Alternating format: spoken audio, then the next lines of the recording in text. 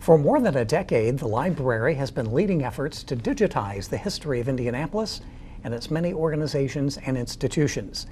These collections of photos and other items can be found on the library site called Digital Indy. Its manager, Meaghan Fukunaga, is with us to give us an update on Digital Indy. Meaghan, thanks for joining us. Thanks for having me.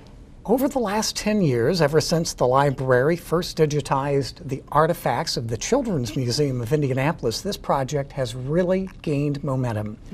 What can people find on the Digital Indy site, and about how many collections do we have up now? We have about 40 collections up, and that is growing every week, it feels like.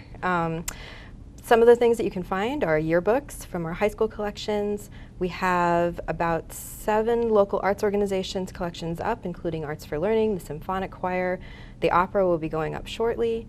We also have the Indianapolis Firefighters Museum collection. That is a great partnership with IFD.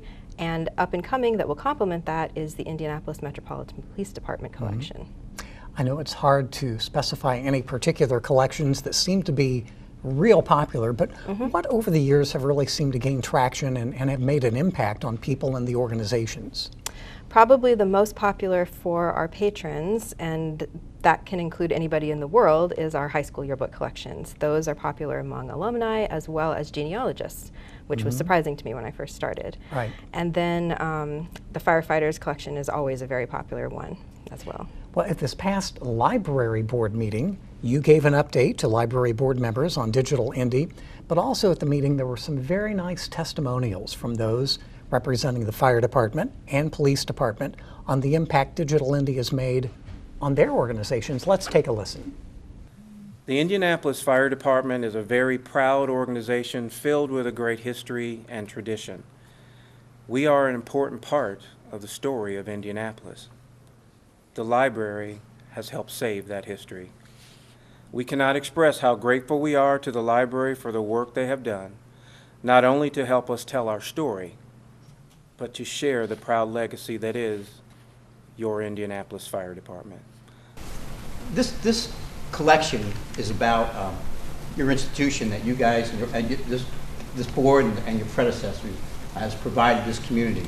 And I can't say that, I mean, that this institution is so important, and this is a great example, and it's another great example here, and all those people that Meaghan and you guys are supporting with you and your predecessors. But the other thing is the people we've worked with since I think 2010 and before, what wonderful people you have working for us. And they care so much about the history and what you do and who they represent and the professionalism.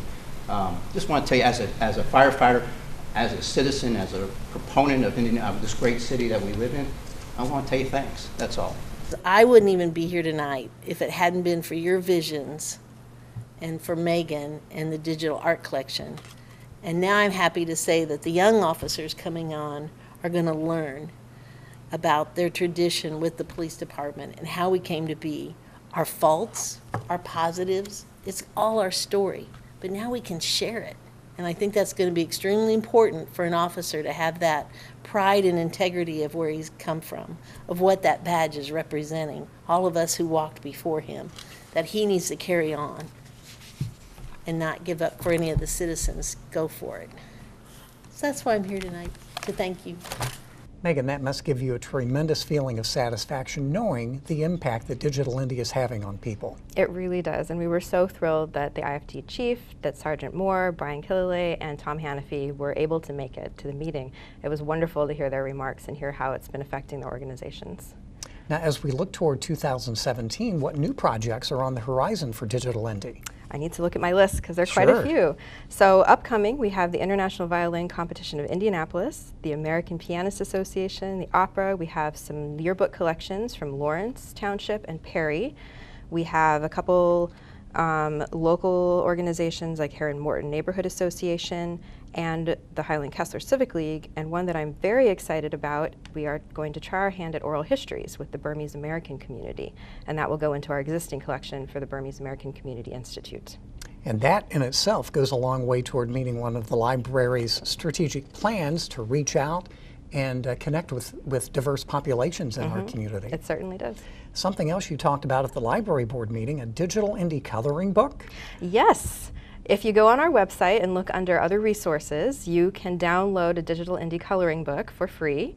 These are scans from Arsenal Tech, Emmerich, Manual High School, Broad Ripple, and Shortridge High School. This is student artwork from the turn of the century through the 1920s, and we put together a little free coloring book just for fun.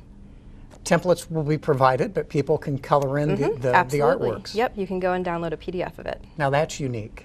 I hope people have fun with it, yes. Very good.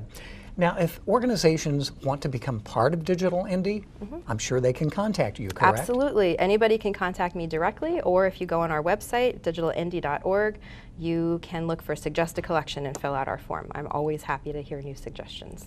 And again, you just mentioned digitalindy.org. Digital Indy can also be found by navigating through the library's website at IndyPL.org. Great work. Best of luck in the future, and thanks for joining us. Thank you for having me.